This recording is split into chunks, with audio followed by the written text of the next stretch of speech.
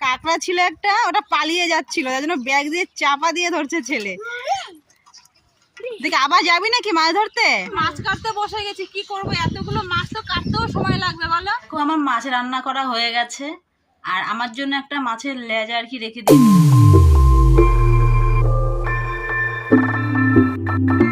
Hello বন্ধুরা, তোমরা সবাই কেমন আছো? আশা করছি তোমরা সবাই খুব খুব ভালো আছো, আমিও ভালো আছি। তোমরা টাইটেল থাম্বনেল দেখে বুঝতেই পারছো ভিডিওটা আজকে আমি কিনে শুরু করেছি। আর এখন বাজে বেলা 8টা, আমি এখন থেকে ভিডিওটা শুরু করছি। তো দেখো আমি বাইরে আর কি আছি, হাঁটছি বাইরে, তোমাদের সঙ্গে কথা বলছি। চারোপাশ থেকে গাছের এত সুন্দর ঠান্ডা হাওয়াটা লাগছে, এত ভালো লাগছে। আর দুদিন আগে যে গরমটা ছিল, গরমে তো কি অস্বস্তি, আর চারোদিকে শুধু রৌদ্র। আর এখন দুদিন ধরে মেঘলা আকাশটার জন্য খুব ভালোও লাগছে, মাঝে মাঝে যেহেতু একটু বৃষ্টিও হচ্ছে, আরও বেশি মজা লাগছে। তো ঠিক আছে, চলো ভিডিওটা শুরু করছি, দেখতে থাকো। আজকে সকালে ভাবছিলাম কি রান্না করব, ভেবে তো পুরো মাথাই খারাপ আমার। তো এমন সময় দেখি বড় ছেলে ব্যাগে করে সাইকেলের সামনে ঝুলিয়ে মাছ নিয়ে আসছে। তো কি মাছ এনেছে সেটা আগে তোমাদের দেখিয়ে দিই, চলো। তো দেখো ব্যাগে করে কত মাছ নিয়ে এসছে আজকে। আমাদের কাকড়া ছিল একটা, ওটা পালিয়ে যাচ্ছিল, তার জন্য ব্যাগ দিয়ে চাপা দিয়ে ধরছে ছেলে।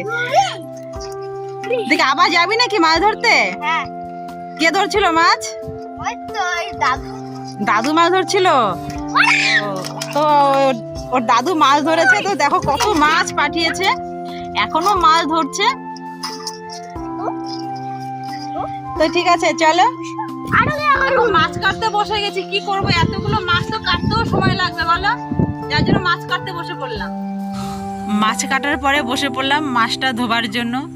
আর তোমাদের একটা কথা বলাই হয়নি যে মাছটা আর কি আমার বড় ছেলে কোথা থেকে নিয়ে এসছে। এই মাছটা এনেছে আসলে আমাদের পাড়াতে একটা কমিটির পুকুর আছে, তো সেখানেই আজকে সবাই মিলে মাছ ধরেছিল। আর আমার শ্বশুরমশাইও মাছ ধরেছিল। সত্যি কথা বলতে আমার শ্বশুরমশাই খুব মাছ ধরতে পারে, তো যার জন্য সে আমার বড় ছেলের হাত দিয়ে মাছটা পাঠিয়ে দিয়েছিল বাড়িতে। আর মাছটা দেখো পুরো ধুয়ে লবণ হলুদ মাখিয়ে রেখে দিচ্ছি, কিছুটা সময় পর রান্না করব।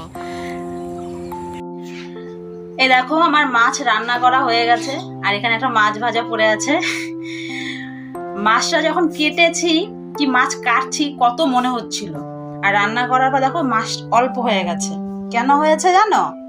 মাছ ভাজার সময় অর্ধেক খাওয়াই হয়ে গেছে, তো যার জন্য মাছটাও কমে গেছে। দেখো পুরো আমার চান হয়ে গেছে আর কি, চান করে পুরো আমি রেডি, কেন সব রান্না বান্না করে গুছিয়ে চান করলাম এই। আর তার সঙ্গে সঙ্গে বাচ্চাদেরকে খাইয়ে প্রাইভেটে পাঠিয়ে দিয়েছিলাম। কি বলতো, মাছ কেটে ধোয়ার পরে অনেকটা সময় লেগে গেছিলো, আর বাচ্চাদের প্রাইভেট ছিল 12টার সময়। তো ওরা বললো মা মাছ ভাজা করে দাও, তাই দিয়ে খেয়েই চলে যাই। তো মাছ ভাজা করে দিলাম, সেটাই ওরা খেয়ে আর কি গেল প্রাইভেটে। আর সেই সময় কি তোমাদের দাদা ভাইও চলে এসছে, সে তো মাছ ভাজা দেখে লোভ সামলাতে পারলো না, কারণ অনেকটা মাছ ভাজা করে রেখেছিলাম। কি বলবো, সে কি করলো, কাঁচা লঙ্কা দিয়ে গরম গরম যেহেতু ভাত ছিল, আর কাঁচা লঙ্কা দিয়ে মাছ ভাজা দিয়ে গরম গরম ভাত খেতে তো খুব মজা লাগে। তো সে সেটা দিয়েই খেয়ে নিল। মাছটা যে আমি রান্না করব সেই সময়টুকু তার আর সইল না, কি করবো, খেয়ে নিল। আর ওখানে কি কি মাছ ছিল বলো তো? ওখানে ছিল পোনা মাছ আর সিলভার কাপ মাছ। তো মাছটা যখন আর কি রান্না করব, ভাবছি কি দিয়ে রান্না করব। মাছটা ধোয়ার পরে আর কি, তো আলু দিয়ে তো শুধু পেলাম, মাছের ঝোলটা অতটা খেতে টেস্টি হয় না, আমার ভালো লাগে না। কি টেস্টি হয়, আমার ভালো লাগে না অতটা। তো ঘরে পটল ছিল, ভাবছি তাহলে পটল দিয়ে আর আলু দিয়েই মাছটা রান্না করি। জানি না কেমন হয়েছে, তো পটল আলু দিয়েই মাছটা রান্না করেছি। আর তার মধ্যে আমার এখন প্রচণ্ড খিদে পেয়ে গেছে, পেটেতে ছুঁচোয় ডন মারছে খিদে। তো চলো ভাতটা খেয়েই নিই আগে, বলো, আর মন মানছে না। দেখো আমি কি কি নিয়ে বসেছি খেতে, সেই মাছ ভাজা, তার সঙ্গে একটা কাঁচা লঙ্কা নিয়ে বসেছি, যেটা রেখে গেছে তোমাদের দাদা ভাই আমার জন্য। আর এখানে মাছ নিয়ে, কটা মাছ নিয়ে বসেছি বলো তো? এই দেখো মাছের মাথা দুটো নিয়ে বসেছি, আর মাছের লেজা নিয়ে বসেছি। আর আমি মাছের মাথাটা আমার খুব ভালোই লাগে খেতে, আমার প্রিয়, তো যার জন্য দুটো মাছের মাথা নিয়ে বসেছি। এই দেখো, আর এই যে পটল। তো ঠিক আছে, খেয়ে নেই, তারপরে কথা বলছি। তো ভাত খেয়ে চলে আসলাম ঘুমানোর জন্য। কি বলতো, এতটা ঘুম পেয়ে গেছে, আর তার মধ্যে খাওয়াটাও আজকে দুপুরবেলা খুব বেশি হয়ে গেছিল। যার জন্য ঘুমটাও খুব বেশি পেয়ে গেছে। এই সত্যি কি খাওয়া বেশি হয়ে গেছে বলে ঘুমটা পেয়েছে আমার? না গো, সেই জন্য নয়। আজকে সকাল থেকে দেখছি আকাশটা পুরোটা মেঘলা, থেকে থেকে ঠান্ডা হাওয়া বইছে, এতটুকু রোদ্দুর নেই আজকে, এতটুকু গরম নেই, যার জন্য ঘুম পেয়ে গেছে আমার। তোমরা হয়তো ভাবছো দুপুরবেলা এত বেশি খেয়েছে যার জন্য ঘুম পেয়ে গেছে। না গো, তেমন কিছু নয়। আর যে সময় কি প্রচণ্ড গরম রোদ্দুর থাকে, তার মাঝে যখন এরকম একটা দিন আসে, যে দিনটায় রোদ্দুর থাকে না, সারাদিন মেঘলা আকাশ, সেই দিনটা ঘুমটা খুব ভালোই হয় বললা। তো যার জন্যই আমার ঘুম পেয়ে গেছে।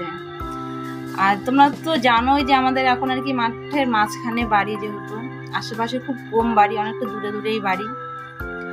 যখন রোদ্দুর আর গরমটা পড়ে, ঘরে একটুও থাকতে পারি না, পুরো ঘর গরম হয়ে থাকে। বেশিরভাগ সময়টা আমাদের উঠানে যে একটা গাছ আছে, তো সেই গাছের নিচে বসেই কাটিয়ে দিতে হয়।